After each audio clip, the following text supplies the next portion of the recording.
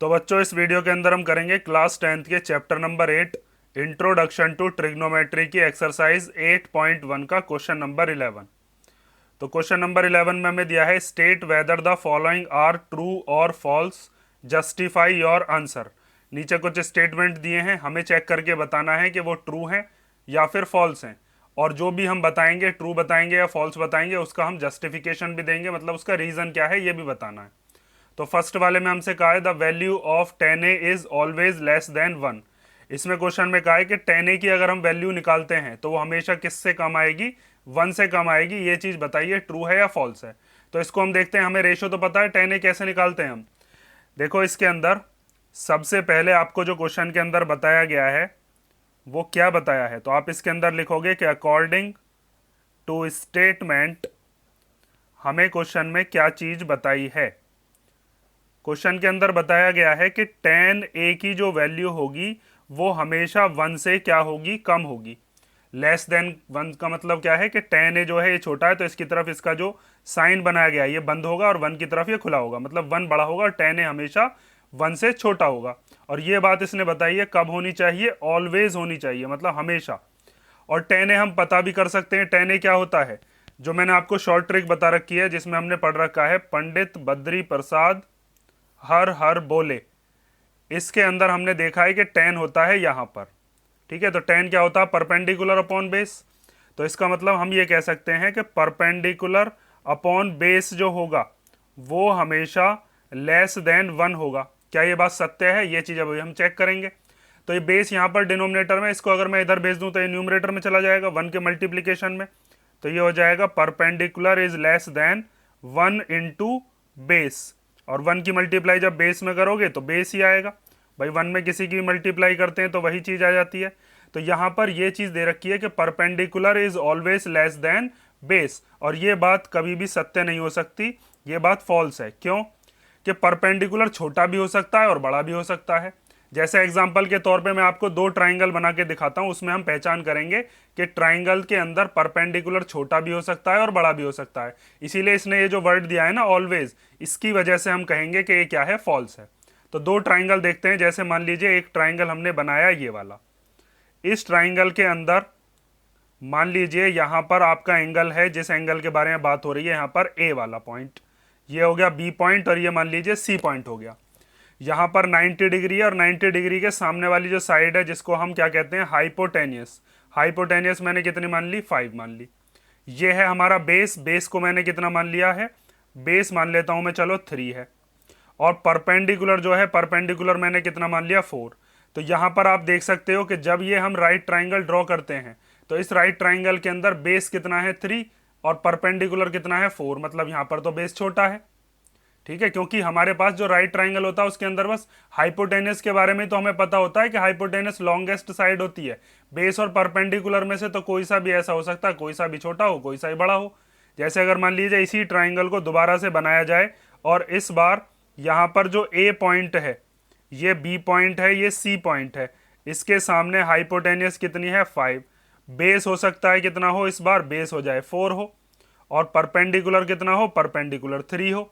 ऐसा भी तो हो सकता है। तो परपेंडिकुलर और बेस में से कोई सा भी बड़ा हो सकता है, कोई सा भी छोटा हो सकता है। इसने कही है कि परपेंडिकुलर जो है वो हमेशा बेस से कैसा होगा, छोटा होगा, और ये बात फॉल्स है। क्योंकि बस हाइपोटेनस के बारे में पक्का पता होता है कि hypotenuse is the longest side, लेकिन बाकी की दोनों साइड में से कोई सी भी छोटी हो सकती है और कोई सी भी बड़ी।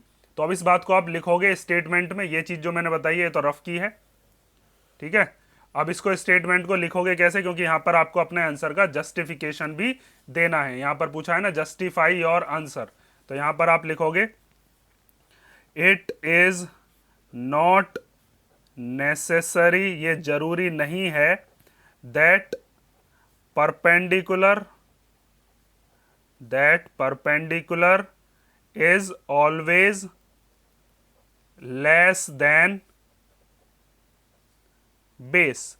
ये जरूरी नहीं है कि परपेंडिकुलर हमेशा बेस से छोटा ही आएगा, कभी ऐसा भी हो सकता है कि परपेंडिकुलर जो है वो बेस से कैसा आ जाए, बड़ा आ जाए। जैसे यहां पर इस वाले केस में देखो परपेंडिकुलर जो है वो 4 है, बेस छोटा है, ठीक है।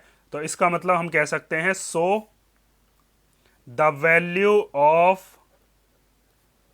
10a is not always less than 1। इसीलिए हम कह रहे हैं कि tan a की वैल्यू हमेशा लेस देन 1 होगी, ये कोई ज़रूरी नहीं है।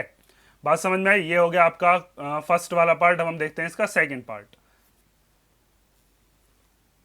तो सेकंड पार्ट के अंदर हमें दिया है sec a equal to 12/5 for some value of angle a। sec a की वैल्यू दे रखी है हमें 12/5 और हमें बताना है कि क्या ये वैल्यू ट्रू हो सकती है या फिर नहीं। तो sec a आपको पता ही होगा, sec a क्या होता है? sec a होता है हमारा हाइपोटेनियस अपॉन बेस। ठीक है, शॉर्ट ट्रिक हमने देख ही रखी है, क्या होती है? पंडित बद्री प्रसाद हर हर बोले, या फिर मैंने आपको बता रखा प्यारे बेटा पप्पू हौले हौले बोल। इसमें सेक होता है यहाँ पर, इस जगह पर। तो सेक को हम क्या लिखते हैं? Hypotenuse upon base. तो हाइपोटेनियस कितनी है यहाँ पर? 12, और बेस कितना है? 5।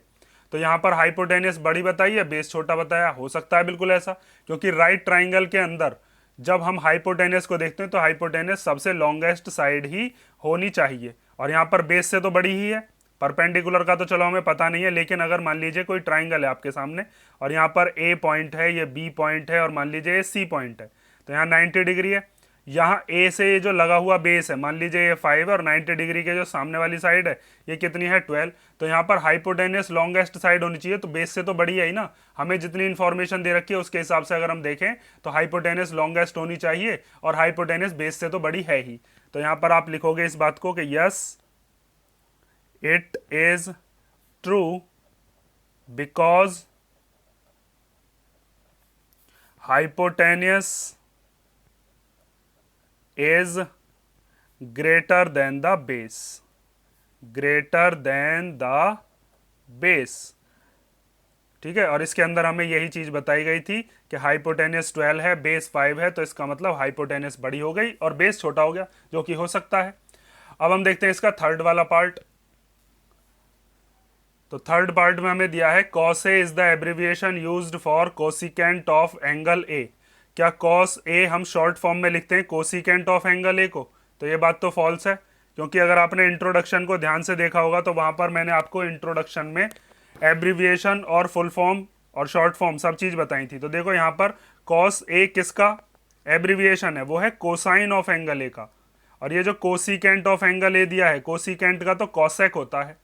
ठीक है, तो हम इसके अंदर क्या लिखेंगे? फॉल्स। और इसका रीजन क्या लिखोगे? जस्टिफिकेशन मांगे हैं क्योंकि इसने। अगर जस्टिफिकेशन नहीं मांगता तो हम ट्रू फॉल्स लिख देते, तो आप लिखोगे false because cos a is the abbreviation of cosine of angle a। ये कोसाइन का होता है, ना कि कोसिकेंट का। इसका तो क्या होता है? कॉसेक होता है इसका तो। ठीक है, ये हो गया थर्ड वाला पार्ट। अब देखो फोर्थ वाला पार्ट। तो फोर्थ वाले पार्ट में हमें दिया है cot a is the product of cot and a। क्या cot a जो है वो प्रोडक्ट होता है cot का और a का? तो यहाँ पर ये जो क्वेश्चन दिया है, इसको भी अगर आपने इंट्रोडक्शन ध्यान से देखा होगा तो उसी में ही एक्सप्लेन कर दिया था मैंने। यहाँ पर देख लो दोबारा।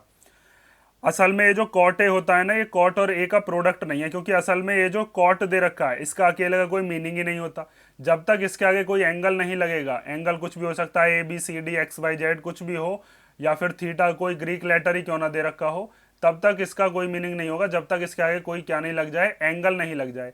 और इसमें कॉट का और ए का हम क्या नहीं करते हैं? प्रोडक्ट नहीं करते हैं। अकेली कॉट ए ही जो वैल्यू होती है वही पूरी की पूरी एक वैल्यू मानी जाती है, जो भी रेशो यहाँ से निकल कर आता है उसका। जैसे बेस अपॉन परपेंडिकुलर होता है कॉट। तो इसके अंदर जो चीज़ मैंने आपको बताई थी इंट्रोडक्शन में, वो देखो देखो यहाँ पर मैंने नोट में लिखवाया भी था कि साइन ए है जैसे, तो साइन ए क्या है? ये एब्रीविएशन मतलब शॉर्ट फॉर्म होती है साइन ऑफ एंगल ए की।